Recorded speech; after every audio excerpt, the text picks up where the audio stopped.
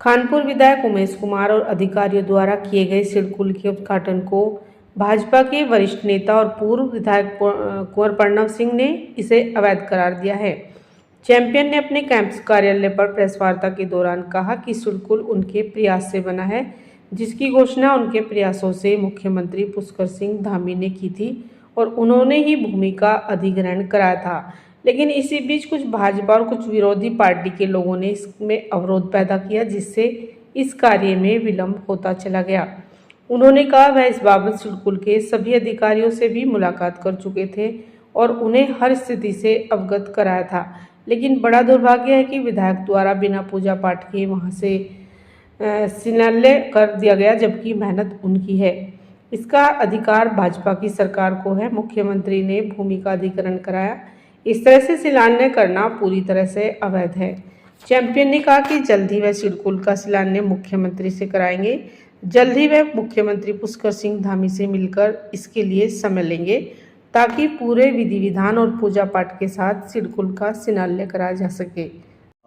हमने साहब अब से 7 साल पहले सपना देखा था कि अति पिछड़े खादर क्षेत्र में हम औद्योगिक क्षेत्र का विकास करके यहाँ के क्षेत्रीय युवाओं को जो बेरोजगार हैं उनको रोजगार का साधन मुहैया कराएंगे।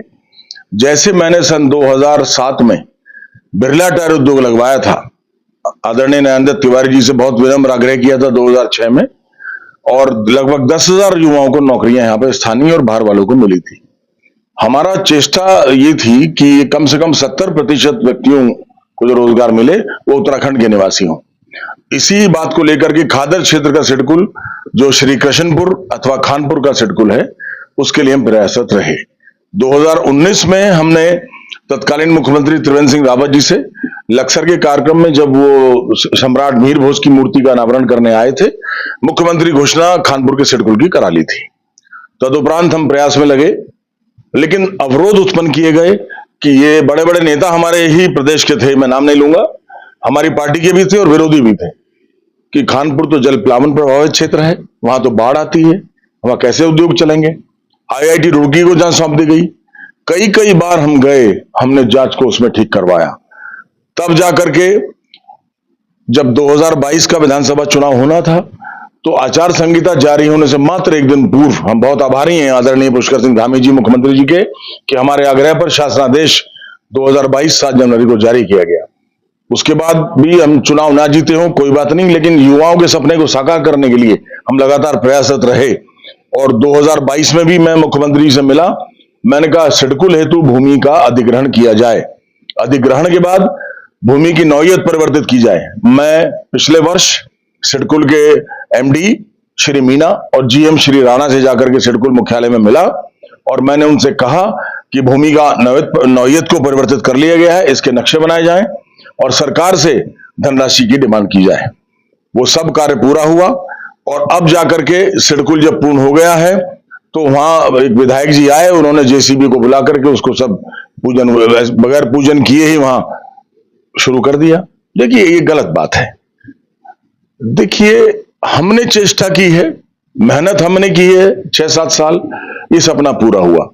कराए हुए काम का आप श्रेय लें, ये कुचेष्टा है, ये चेष्टा नहीं है। हम ये नहीं कहते, देखिए विधायक है, मन करता है, कोई बात नहीं, लेकिन इसका जो अधिकार है, इसमें जो अधिकृत हैं, इसमें अधिकृत हैं भारतीय जनता पार्टी की सरकार, जिन्होंने सिडकुल हमें दिया, और हमारे मुख्यमंत्री जी श्री पुष्कर सिंह धामी जी, जिन्होंने इसका शासनादेश जारी किया, जिन्होंने हमारे कहने पर भूमि का अधिग्रहण किया, जिन्होंने हमारे कहने पर भूमि की नौयत परिवर्तन कराई, जिन्होंने हमारे कहने पर सिडकुल को आदेश दिया कि अब जाकर के यहाँ पे धनराशि जारी करके यहाँ का पूरा नियोजन करके क्रियान्वयन किया जाए।